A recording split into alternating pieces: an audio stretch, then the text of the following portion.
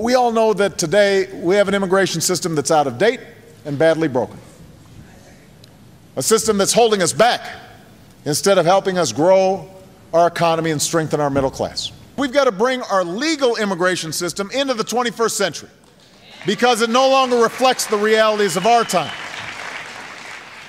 For example, if you're a citizen, you shouldn't have to wait years before your family is able to join you in America. You shouldn't have to wait years.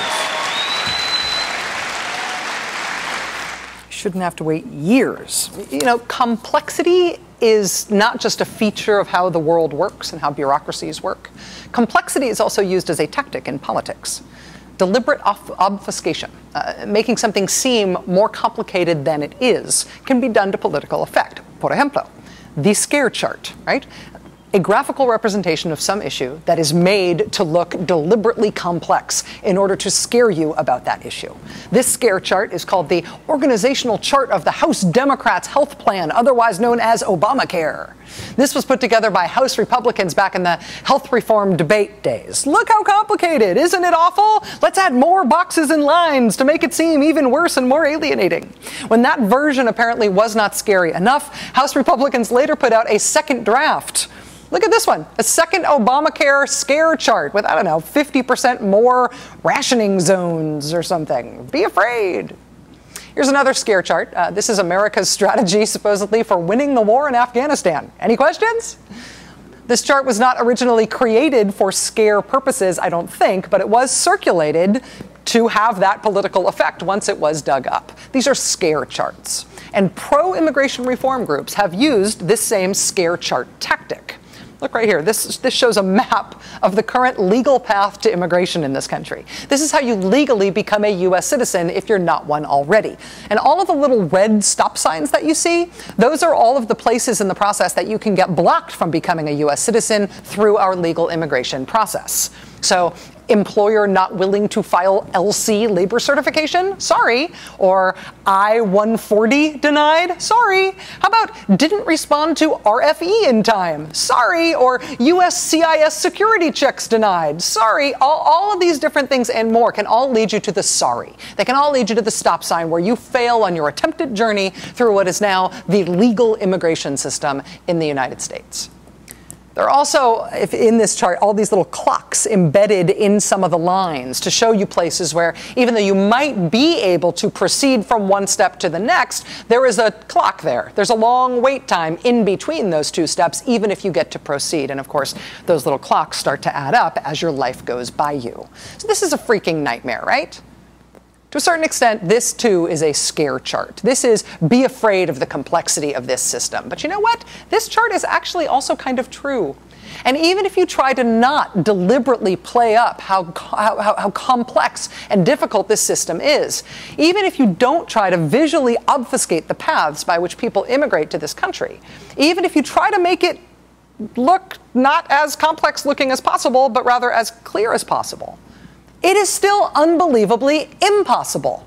The libertarian magazine Reason tried to map out the same system recently in a legitimately user-friendly way. They're not trying to obfuscate or seem more complicated. They're trying to seem more simple. Look how they've done it. There are little cartoon characters. It is very well color-coded instead of color-coded in a way that's designed to upset you.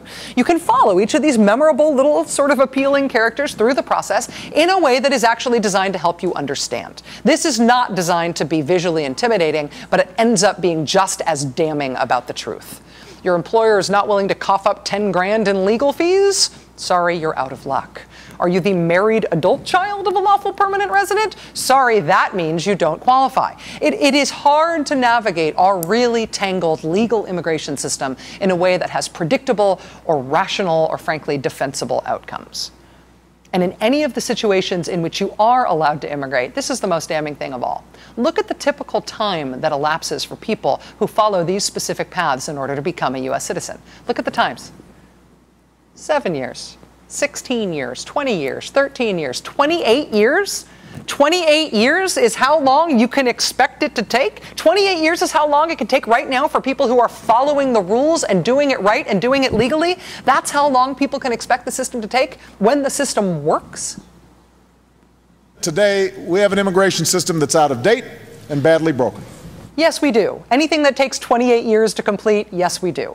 The thing that you hear all the time now from people involved in this immigration policy fight in Washington is that whatever we come up with has to be tough but fair, tough but fair, tough but fair. How about tough and fair and efficient? A legal immigration process in this country exists for a reason. It exists because legal immigration is something we supposedly value as a country. It's something we allow. It is the basis, actually, for who we are as a country. And it is a process that our government is responsible for facilitating. And some of the legal paths for that process right now regularly take up to 28 years to complete. Not because you screwed up, but because you did everything right. The reason they say immigration reform has to be done in a comprehensive way rather than in a piecemeal a la carte fashion where you just pick one thing here or there to do.